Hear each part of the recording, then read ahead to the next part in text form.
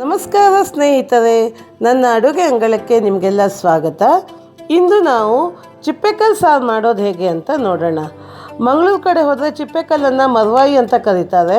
ನಮ್ಮದು ಉತ್ತರ ಕನ್ನಡ ಕಡೆ ಇದನ್ನು ಚಿಪ್ಪೆಕಲ್ಲು ಅಂತ ಕರೀತಾರೆ. ಇದಕ್ಕೆ ಬೇಕಾಗಿರೋ ಸಾಮಗ್ರಿ ನೋಡ್ಕೊಂಬರೋಣ. ಒಣಮೆಣಸಿನಕಾಯಿ, ವಾಟೆ ಹುಳಿ, ಎಣ್ಣೆ, ಮೆಣಸಿನಕಾಳು, ಕೊತ್ತಂಬರಿ ಬೀಜ,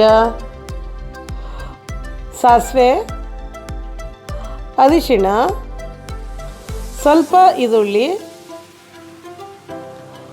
ಹಾಗೂ ಚಿಕ್ಕದಾಗಿ ಕಟ್ ಮಾಡ್ಕೊಂಡಿರೋ ಈರುಳ್ಳಿ, ತೆಂಗಿನಕಾಯಿ ತುರಿ ಹಾಗೂ ರುಚಿಗೆ ತಕ್ಕಷ್ಟು ಉಪ್ಪು.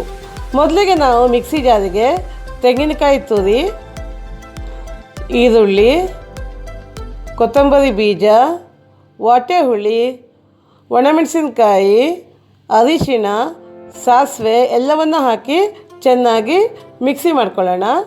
ನಂತರ ಒಂದು ಪಾತ್ರೆನಿಟ್ಟು ಅದರಲ್ಲಿ ಒಂದು 2 ಸ್ಪೂನ್ ಆಗೋಷ್ಟು ಎಣ್ಣೆ ಹಾಕಿ, ಎಣ್ಣೆ ಬಿಸಿ ಆದ ನಂತರ ಚಿಕ್ಕದಾಗಿ ಹೆಚ್ಕೊಂಡಿರೋ ಈರುಳ್ಳಿ ಹಾಕಿ ಸ್ವಲ್ಪ ಫ್ರೈ ಮಾಡ್ಕೊಳ್ಳೋಣ. ನಂತರ ಅದಕ್ಕೆ ರುಬ್ಬಿದ ಮಸಾಲೆಯನ್ನು ಹಾಕಿ ಸ್ವಲ್ಪ ಕುದಿ ಬರೋ ತನಕ ನೋಡ್ಕೊಳ್ಳೋಣ.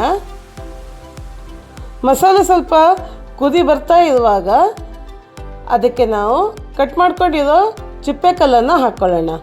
ನಾನು ಚಿಪ್ಪೆಕಲ್ಲನ್ನು ಹೇಗೆ ಕ್ಲೀನ್ ಮಾಡ್ಕೊಳ್ಳೋದು ಅನ್ನೋದ್ರ ಬಗ್ಗೆ ಒಂದು ವಿಡಿಯೋ ಹಾಕಿದ್ದೇನೆ ಆಲ್ರೆಡಿ, ಅದನ್ನು ನೀವು ಚೆಕ್ ಮಾಡ್ಬೋದು. ಈಗ ನಾವು ಚಿಪ್ಪೆಕಲ್ಲನ್ನು ಹಾಕ್ತಾಯಿದ್ದೇವೆ. ಈ ಮಸಾಲೆನ ನಾವು ಸ್ವಲ್ಪ ಗಟ್ಟಿಯಾಗಿ ರುಬ್ಕೋಬೇಕಾಗತ್ತೆ, ಯಾಕಂದರೆ ಚಿಪ್ಪೆಕಲ್ಲು ಹಾಕಿದ್ಮೇಲೆ ಅದ್ರ ಜೊತೆ ನೀರಿರುತ್ತಲ್ವ, ಸೊ ಹಾಗಾಗಿ ಸಾರು ಆಮೇಲೆ ತೆಳ್ಳಗಾಗತ್ತೆ.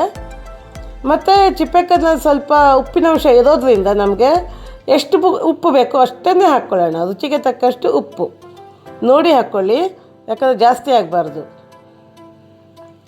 ನಂತರ ಇದನ್ನು ಕುದಿ ಬರಲಿಕ್ಕೆ ಬಿಟ್ಬಿಡೋಣ. ಇದು ಬೇಗ ಬೇಯುತ್ತೆ, ಚಿಪ್ಪೆಕಲ್ಲು ಬೇಗ ಬೇಯುತ್ತೆ.